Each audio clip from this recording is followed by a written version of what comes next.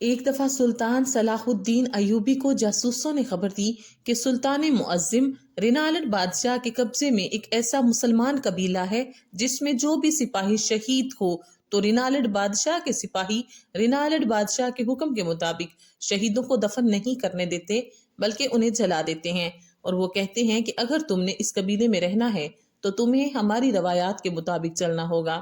یہ سن کر سلطان بڑا پریشان ہوا، کیونکہ اس سے پہلے سلطان صلاح الدین ایوبی رینالڈ بادشاہ کے ساتھ معاہدہ کر چکا تھا، جس کے مطابق بادشاہ اور سلطان معظم آپس میں جنگ نہیں کر سکتے تھے۔ جب سلطان نے اس قبیلے کے بارے میں مزید پوچھا کہ اس قبیلے کا سردار بادشاہ کے سامنے اپنے حقوق کی بات نہیں کرتا، تو سپاہی نے کہا، حضور، ہماری خبر کے مطابق اس قبیلے کا سردار رینالڈ بادشاہ کی بیعت کرتا ہے اور وہ ہر بات اسی کی مانتا ہے۔ وہ کہنے کو مسلمان ہے لیکن وہ پیروی غیر مسلم بادشاہ رینالڈ کی کرتا ہے۔ یہ سن کر سلطان صلاح الدین ایوبی نے کہا کہ جب سردار غیر مسلم ہو تو پھر اس کے قبیلے کے لوگ مسلمان کیسے ہو سکتے ہیں؟ جاسوس نے کہا، سلطان معظم، آپ کی بہادری، ایمان اور صحاوت کے قصے سن کر ان تمام قبائل والوں نے اسلام قبول کر لیا، لیکن اس بدقسمت اور بدنصیب سردار کو اللہ تعالیٰ نے ہدایت نہیں دی۔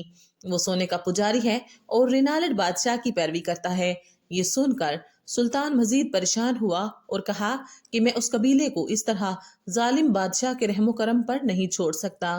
جب وہ بادشاہ قبیلے کے شہید سپاہیوں کو دفن نہیں کرنے دیتا تو ان کو بنیادی حقوق کیسے دیتا ہوگا؟ ان کی ماؤں، بیٹیوں اور بہنوں کی عزت کیا ہوگی؟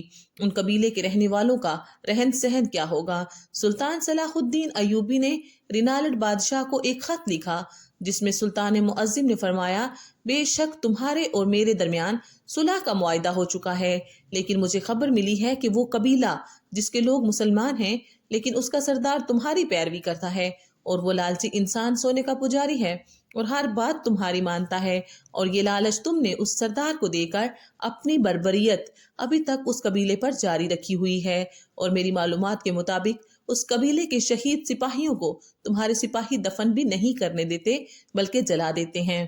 اگر تم نے یہ کام آج کے بعد نہیں روکا تو میں بھی بھول جاؤں گا کہ تمہارے اور میرے درمیان کوئی معاہدہ ہوا تھا۔ جب یہ خط رینالڈ بادشاہ نے پڑھا تو اسی وقت اپنا قاصد سلطان صلاح الدین ایوبی کے پاس بھیجا اور کہا کہ ہمارے بادشاہ نے آپ کو دعوت دی ہے اور کہا ہے کہ آپ آج رات کا کھانا میرے پاس کھائیں اور اس قبیلے کے بارے میں بیٹھ کر صبر و تحمل سے بات کریں گے۔ پہلے تو سلطان صلاح الدین ایوبی غصے سے لال ہو گئے، میں کیسے اس بدبخت بادشاہ کے ساتھ بیٹھ کر کھانا کھا سکتا ہوں جو اسلام کا سب سے بڑا دشمن ہے؟ پھر تھوڑی دیر سوچنے کے بعد سلطان نے کہا کہ یہاں بات مظلوموں اور غریبوں کی ہے، اور اگر میں نہ گیا تو اس معاہدے کی آڑ میں وہ ظالم بادشاہ اس قبیلے والوں پر اسی طرح ظلم ڈھاتا رہے گا۔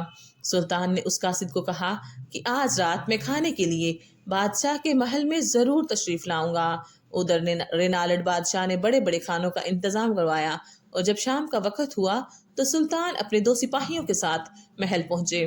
رینالڈ بادشاہ نے کہا، سلطان معظم، سب سے پہلے آپ کھانا کھا لیں، اس کے بعد اس قبیلے کے بارے میں بات کریں گے۔ رینالڈ بادشاہ سلطان صلاح الدین ایوبی کے سامنے بیٹھ گیا۔ سلطان سمجھ چکا تھا کہ اگر بات صرف قبیلے کی ہوتی تو رینالڈ مجھے خط کے ذریعے بھی پیغام دے سکتا تھا، لیکن دعوت پر بلانا اس کی کوئی نہ کوئی چال ہے۔ ادھر رینالڈ بادشاہ نے سلطان معظم کے لیے ایک منصوبہ تیار کر رکھا تھا۔ جیسے ہی انہوں نے کھانا سلطان کے سامنے رکھا تو کھانے کو دیکھ کر سلطان نے کہا کہ یہ کھانا میرے سامنے سے ہٹا دو، کیونکہ یہ گوشت کسی حلال جانور کا نہیں بلکہ کتے کا گوشت پکا ہوا ہے۔ یہ سن کر رینالڈ بادشاہ نے کہا، سلطان معظم، شاید آپ کو کوئی غلط فہمی ہوئی ہے۔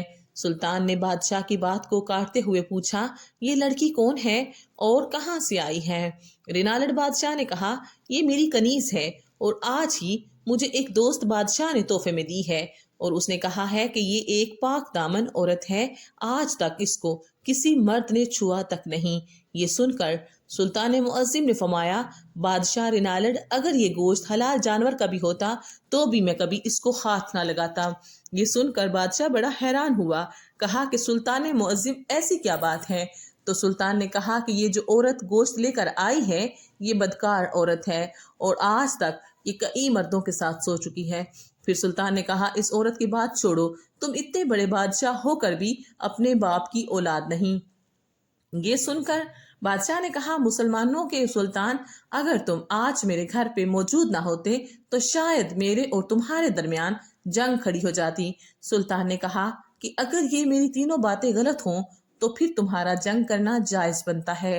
रिनालड बादशाह ने कहा, ए मुसलमानों के सुल्तान, अगर आप अपनी तीनों बातों को साबित कर दो तो इस कबीले को मैं मुकम्मल तौर पर आजाद कर दूंगा और तुम्हारे हवाले कर दूंगा। ये सुनकर सुल्तान सलाहुद्दीन अयूबी ने कहा कि मैं अपनी बात को साबित करने के लिए तैयार हूँ। फिर बादशाह ने कहा कि आपको कैसे मालूम कि ये गोश्त कुत्ते का पका हुआ है? तो सुल्तान ने कहा कि जब उस औरत ने मेरे सामने गोश्त रखा तो गोश्त की हर बोटी की तरफ चर्बी ही चर्बी थी और मुसलमान खाने को दूर से देखकर पहचान जाता है ये खाना हलाल है या हराम। इसलिए मुझे पता चल गया कि गोश्त किसी हराम जानवर यानी कुत्ते का है। और दूसरी बात, जब ये औरत मेरे पास खाना लेकर आ रही थी तो उसकी नजरों और उसके चलने के अंदाज से ही मुझे पता चल गया कि ये लड़की बदकार है। और फिर बादशाह ने कहा, मेरा तीसरा सवाल ये है कि आपको कैसे मालूम कि मैं अपने बाप की औलाद नहीं? तो सुल्तान ने कहा कि जो शख्स अपने मेहमान को कुत्ते का गोश्त एक बदकार औरत के हाथों खिलवा सकता है तो वो अपने बाप की औलाद कैसे हो सकता है? ये सुनकर बादशाह रिनालट बड़ा शर्मिंदा हुआ क्योंकि सुल्तान की तीनों बातें दुरुस्त थीं।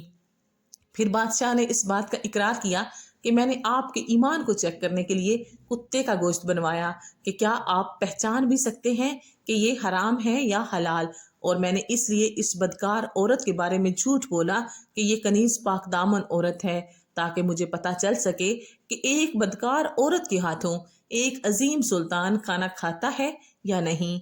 रिनालड बादशाह बड़ा ही शर्मिंदा हुआ और अपने वादे के मुताबिक वो कबीला आजाद कर दिया और सुल्तान ने उस कबीले को हिजरत करवाकर अपनी सल्तनत में जगह दे दी। और कहते हैं कि उस कबीले के सरदार को सुल्तान ने कैद करवाकर एक नया सरदार मुकर्रर करवाया और आने वाले वक्त में वो कबीला सुल्तान का बहुत बड़ा साथी बन गया और वो वाहिद कबीला था जो तारीख में बगैर किसी जंग या मुज़ाकरात की बना पर हासिल किया गया।